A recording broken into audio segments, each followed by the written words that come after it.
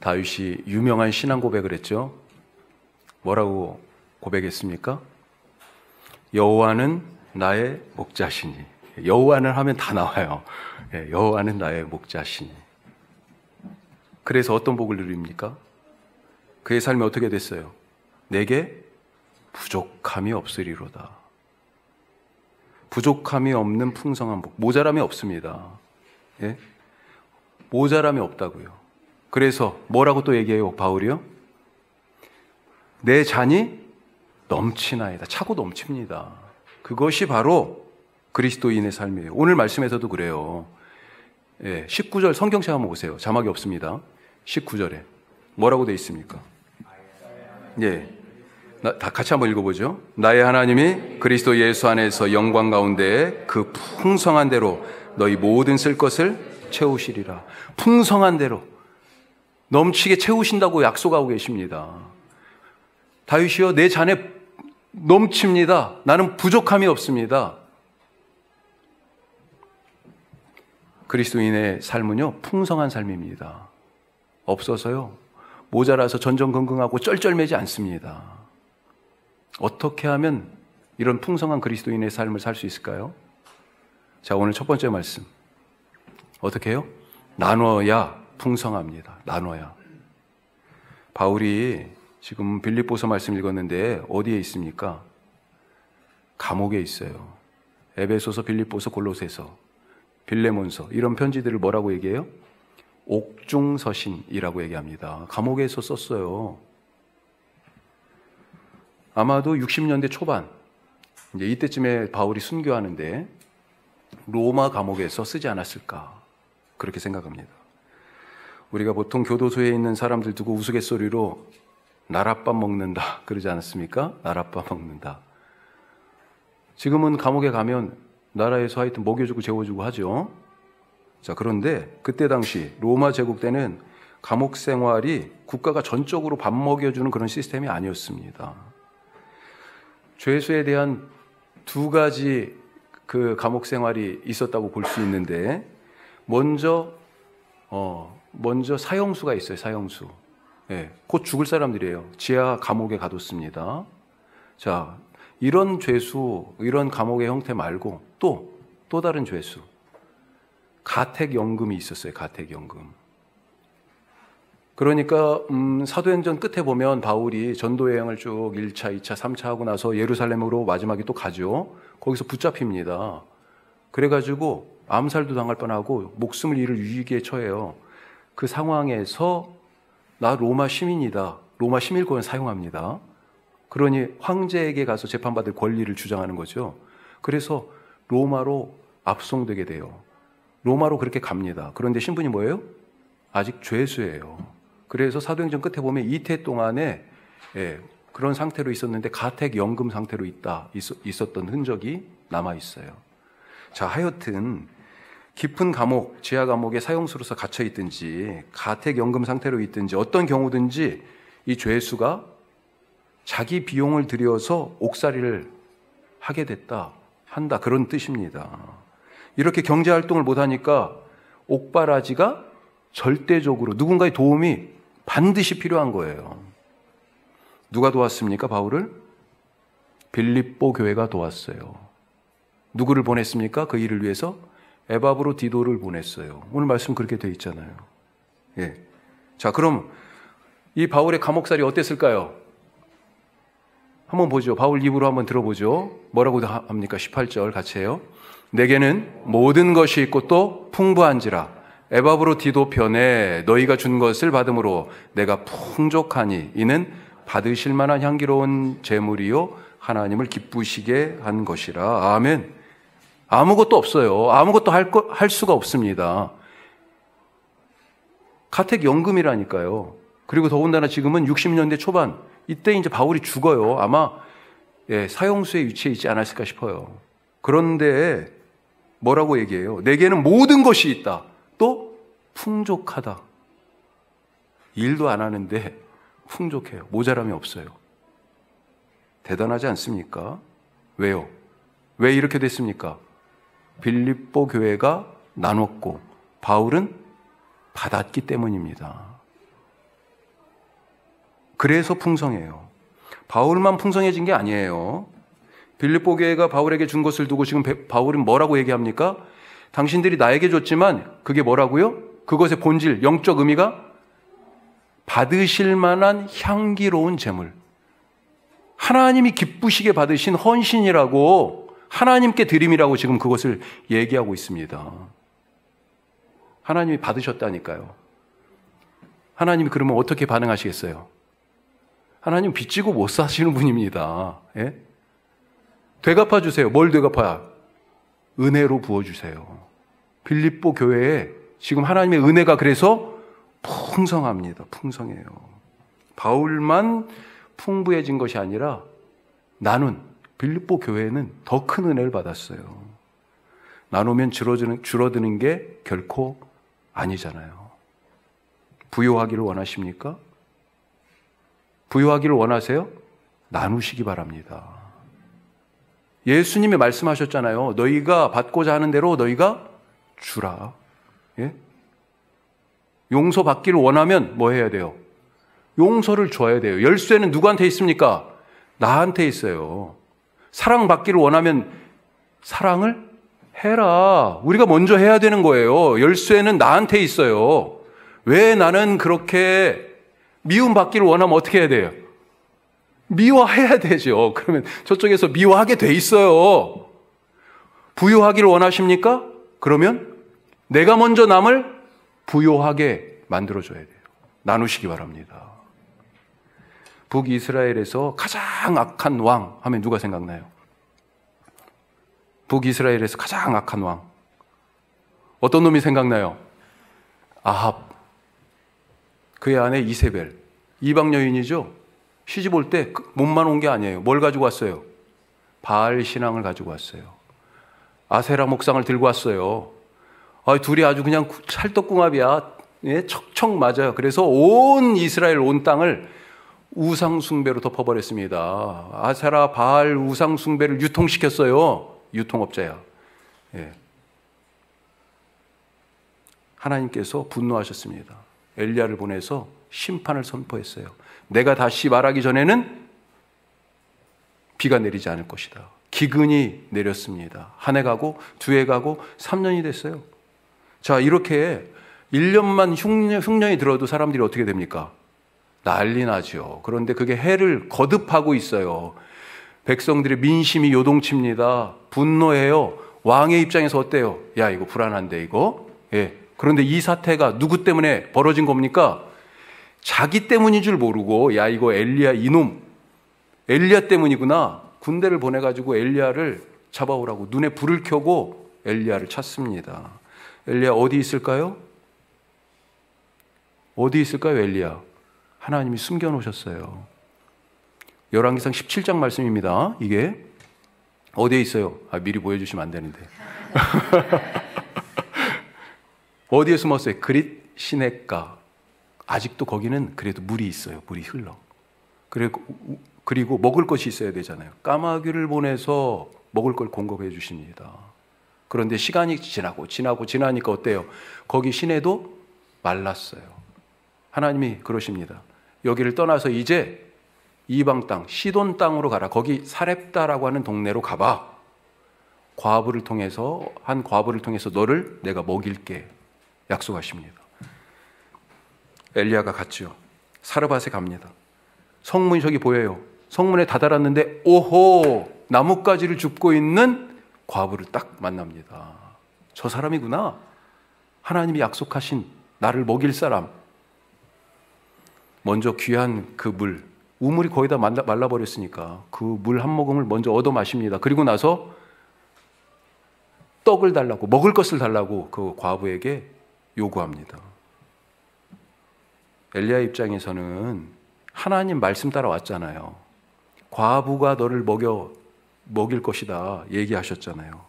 그 말씀 철석같이 믿고 물뿐만 아니라 먹을 것도 달라고, 떡 달라고 지금 그렇게 말했겠지만 여인 입장에서 보면 뭐예요? 야, 이거 진짜 얼마나 황당한 일이에요.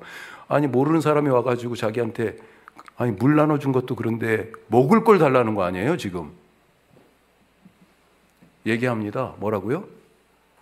나도요, 지금 밀가루 한 움큼, 기름 몇 방울밖에 없어요. 이제 남아있는 이걸 가지고 떡을 만들어서 우리 아들하고 둘이 같이 먹고 이제 죽으려고. 이게 마지막 떡이에요. 그래서 불 피우려고 나뭇가지 주우러 나온 거예요. 얘기합니다. 그런데도 엘리야가 뭐예요? 그런 사정 나는 몰라 이런 태도예요. 그냥 몰아붙입니다. 먼저 자기를 위해서 떡을 만들고 그리고 남은 것이 있다면 당신과 당신의 아들이 먹으라고 그러는 거예요. 야, 이거 정말 말도 안 나오는 황당한 요구 아닙니까? 그런데 이 여인이요, 놀랍게 순종합니다. 그랬더니 어떻게 됐어요? 자, 보세요. 이제 자, 같이 합시다. 여호와께서 엘리야를 통하여 하신 말씀같이 통의 가루가 떨어지지 아니하고 병에 기름이 없어지지 아니하니라. 야, 너무 동화 같은 얘기예요? 어떻게 통의 가루가 떨어지지 않고 병에 기름이 그치지 않아요? 못 믿겠습니까? 그러면 오병이어의 기적은 어떻습니까? 소년이 드린 보리떡 5개와 물고기 2마리로 5,000명이나 넘는 사람들이 먹고도 원래 드린 건 얼마예요? 5병2어인데 그런데 남은 것만으로도 남은 것이 얼마예요? 12광주리가 남았어요. 야, 이게 무슨 일이에요? 원래는 5병이어밖에 안 됐습니다. 원래는 밀가루 한 움큼 기름 몇 방울밖에 안 됐어요. 그런데 나누니까 놀라운 일이 벌어졌습니다. 나눠야 풍성해집니다. 이것이 하나님의 계산법이에요. 하나님의 계산법. 우리 계산법은 뭐예요? 1 더하기 1은 2예요. 1 더하기 1은 2. 이게 우리 계산법이잖아요. 1 빼기 1은 0이에요. 0. 그런데 하나님의 계산법은 1 빼기 1이 0이 아니고 뭐예요? 5도 되고 10도 되고 100도 되고 와우, 무한대예요. 측정 불가합니다. 너무 많이 주셔가지고. 그런데요, 내 계산법, 이 세상의 계산법을 따라서 나누지 않고 쓰지도 않고 아껴 그래가지고 쌓아서 1 더하기 1 했더니 어때요? 겨우 2밖에 안 되지만 하나님의 계산법을 따라서 이 하나 있는 것, 이걸 나눴는데 1 빼기 1을 했는데 그랬더니 어떻게 됐어요? 0이 아니라 100도 되고 1000도 되더라. 나눠서 풍성해지는 이 하나님의 법칙을 따라 살아가시길 바랍니다. 처음 교회가 예루살렘에 성령이 제자들에게 내려서 처음 교회가 예루살렘에 생겼을 때 이 교회에도 이 하나님의 계산법이 적용됐어요. 사람들이 어떻게 했습니까? 자기 소유를 팔아서, 자기 밭을 팔아서, 대표적으로 바나바가 그랬죠. 자기 밭을, 소유를 팔아서 사도들의 발 앞에 갖다 뒀어요. 이 사람 뭘 먹고 살아? 예? 갖다 뒀어요. 그랬더니 어떻게 됐습니까? 필요한 사람들이 가져다가 그걸 썼어요. 모자란 사람이 없게 되었어요. 가난한 사람이 없게 됐어요. 거기서 그치지 않습니다. 이 초대교회, 첫 번째 교회 이야기 끝에 사도행전 2장 48절 맨 마지막에 뭐라고 되어 있냐면, 이 교회에 대하여 얘기할 때 하나님께서 날마다 구원받는 자의 수를 더하게 하셨다. 이 처음 교회, 나누는 하나님의 법칙으로 살아간 이들의 결론을 뭐라고 얘기해요? 교회의 부흥으로 마지막으로 끝내고 있어요. 부흥의 열쇠는 어디에 있습니까? 나누는 데 있습니다. 나누는 데. 그런데 왜 나누기가 어렵습니까? 왜 못 나눌까요? 솔직히 얘기해서 우선은 아까워서 그렇잖아요. 아까워서. 없어질까 봐. 왜? 1 빼기 1은 0이니까. 또 하나는 공급하시고 채우시는 하나님을 신뢰하지 못하기 때문입니다. 1 빼기 1이 되면, 1 빼기 1을 하면 0이 될까 봐 두려운 그 마음에 더해서 그 두려움에 압도당합니다. 압도당해. 그래서 하나님을 믿지 못해요. 어떻게든지 움켜쥐고 쌓고 채우려고 애를 씁니다. 그래봐야 뭐라고요? 1 더하기 1은 이라고요. 자, 광야에 있던 이스라엘 백성들 한번 생각해 봅시다. 이 사람들이 뭐예요? 구원받은 사람들입니다. 홍해를 건너왔어요. 이 홍해 이전에 이집트에서는 뭐였어요? 종이었잖아요. 종. 그런데 홍해를 건너고 나니까요, 자유입니다. 그 전에는 누구 백성이었어요? 바로의 백성이었어요. 그런데 하나님이 소유권을 주장하셨죠. 내 백성을 보내라 그랬잖아요. 하나님의 백성이 됐어요. 시내산에 그래서 가서 우리는 하나님의 백성입니다. 나는 너희 하나님이다. 이게 계약을 맺었잖아요. 구원받은 거예요. 이 홍해라는 이 바다를 건넜습니다. 우리도 예수님을 통하여서 이 죄의 강을 건넜어요. 구원받은 사람들입니다. 자, 그런데 광야에 있던 이 백성들, 구원을 분명히 받았는데 아직도 하나님이 덜 믿어져요. 심지어는 안 믿어져요.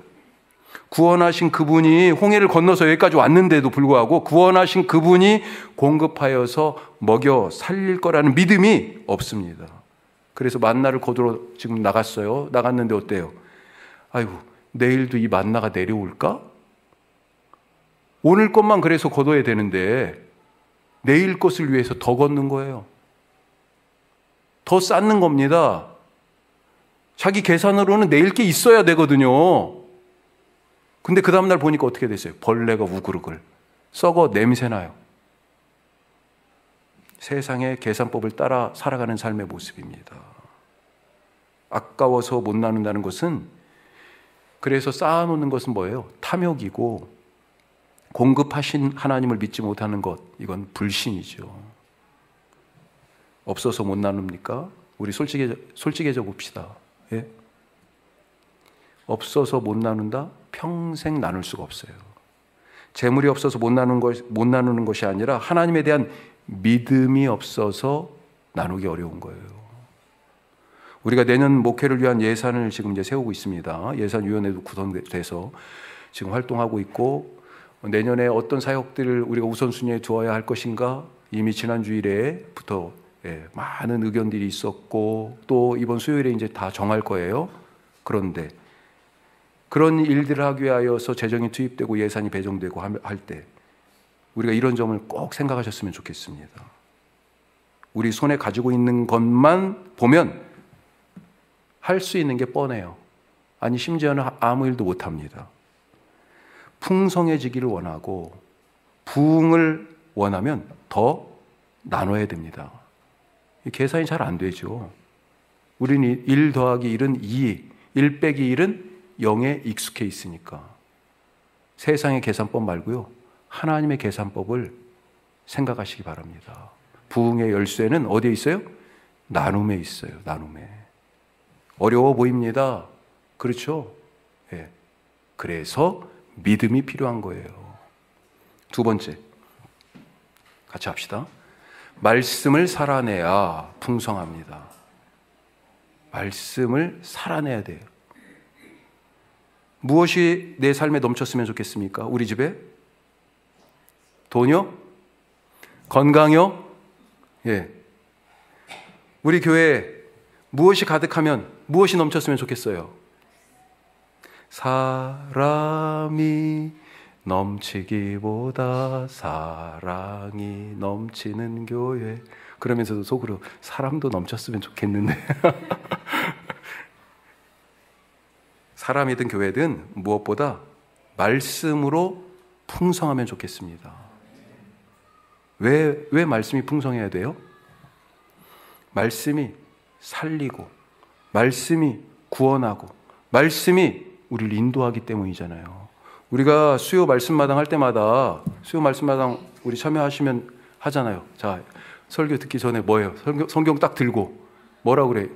질문하죠, 제가. 이것이 무엇입니까? 뭐라고 고백하십니까? 이것은 내게 주신 하나님의 말씀입니다. 하나님이 이 말씀으로 나를 만드셨고, 나를 구원하셨고, 나를 인도하십니다. 우리가 이렇게 고백하잖아요. 이 말씀이 나를 만들고 있어요.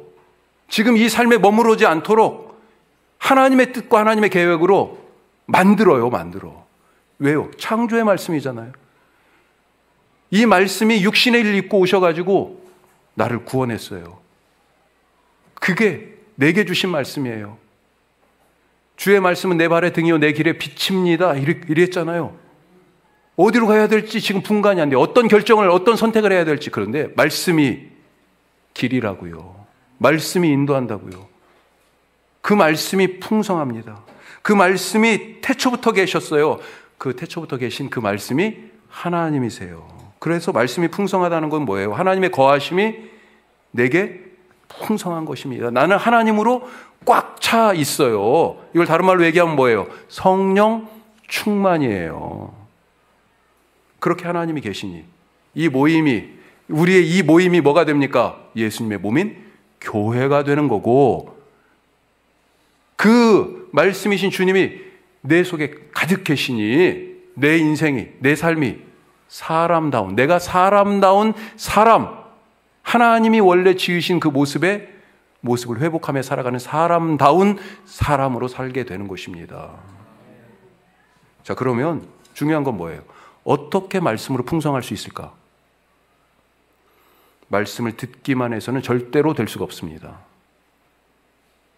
말씀을 듣기만 해서는 안 돼요.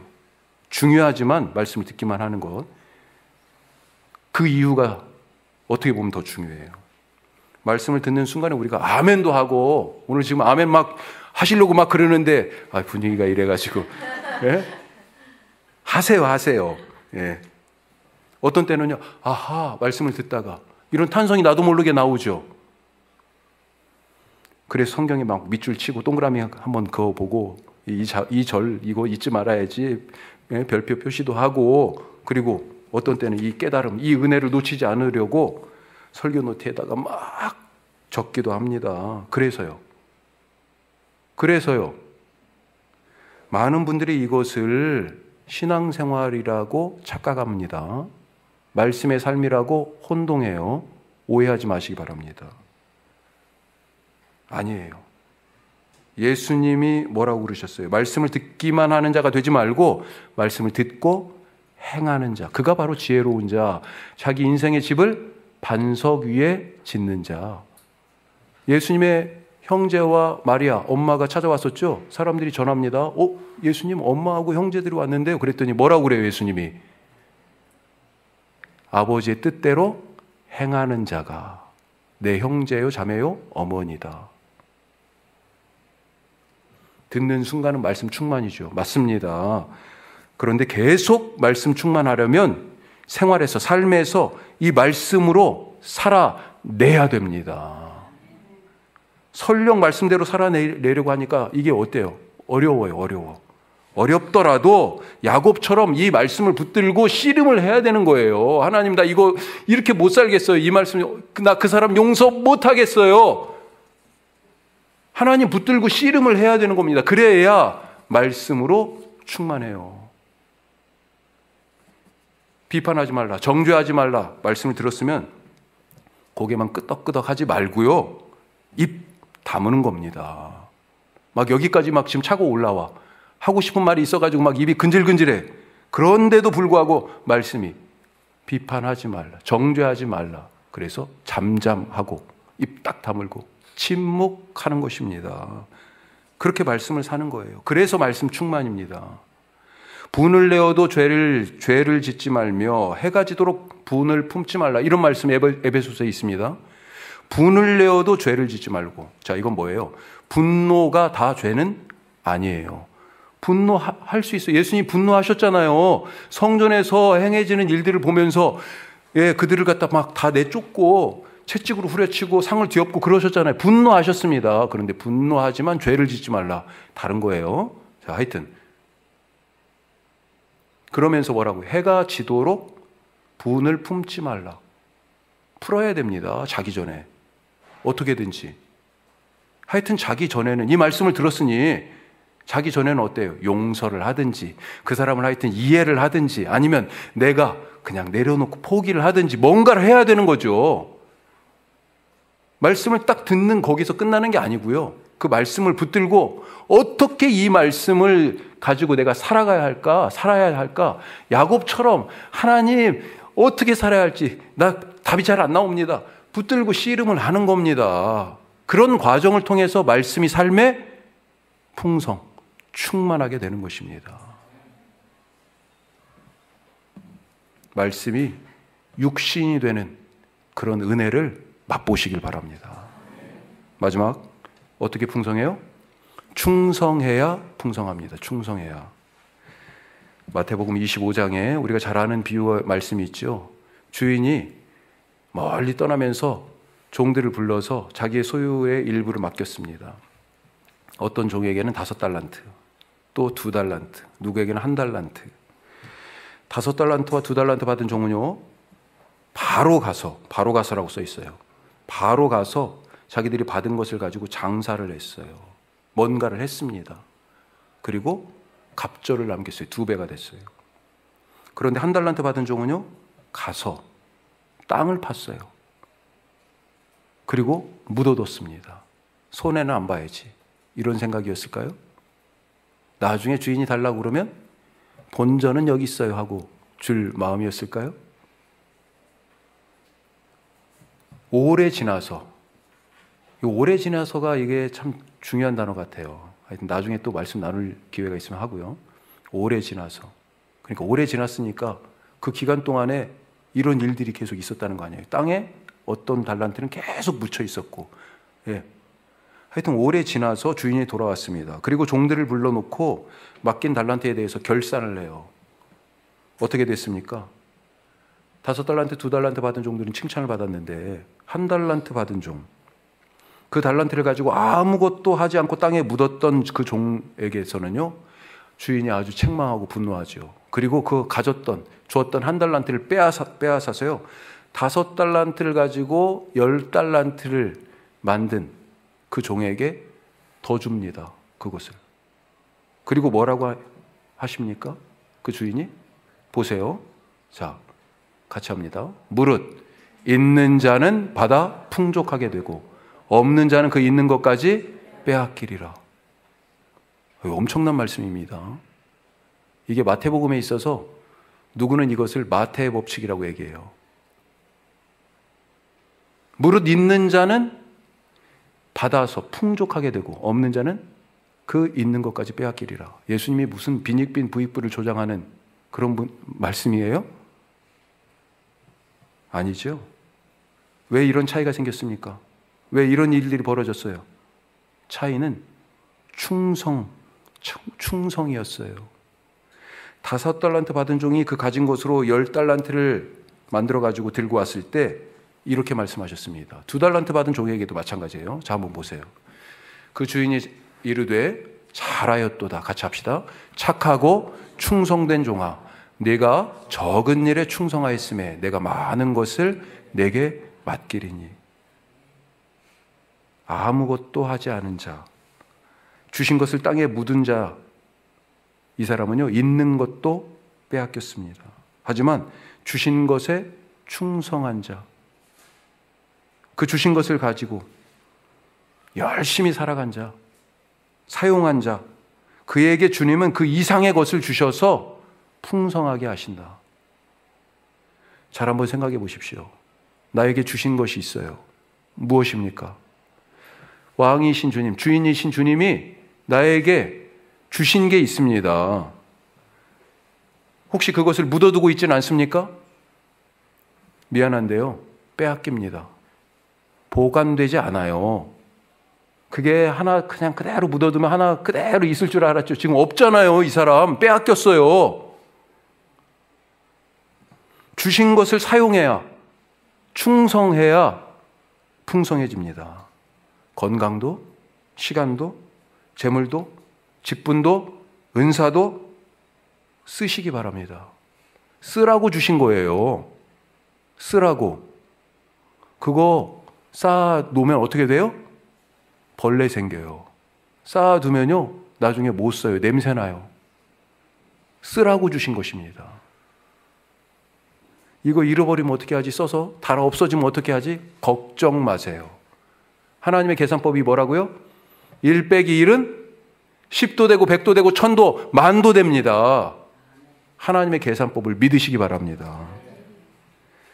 이제 곧 우리 내년도 목회를 위하여서 내가 어느 부분에서 하나님께 드릴 수 있을지, 헌신은 사역 지원이 있어요. 이 형식적으로 하는 게 아닙니다. 내게 주신 것에 대하여 주님이 충성하여 사용하기를 원하세요. 묻어두지 마시기 바랍니다. 마지막으로요, 성경에 진짜 엄청나게 많은 말씀들이 있는데, 하나님이 지금 풍성하신 분이잖아요. 그렇죠?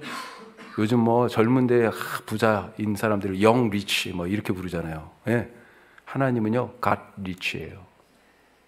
예.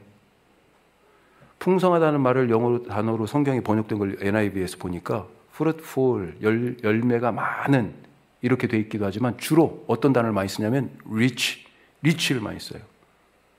풍성하게 됩니다. 부유하게 됩니다. 마지막으로 예수님이 하신 풍성함에 대한 말씀 한 구절 읽어보죠. 자, 뭐라고 돼 있습니까? 주라, 그리하면 너희에게 줄 것이니 곧 후히 되어 누르고 흔들어 넘치도록 하여 너희에게 안겨주리라. 아멘. 넘쳐요. 부족함이 없어요. 나의 잔이 넘칩니다. 그런 복을 지금 약속하고 계세요. 어디에서 시작합니까? 주라, 내가 나누는 거기에, 하나님께 드리는 거기에서 출발해요. 풍성한 삶을 누리시기를 주님의 이름으로 축복합니다. 기도하겠습니다.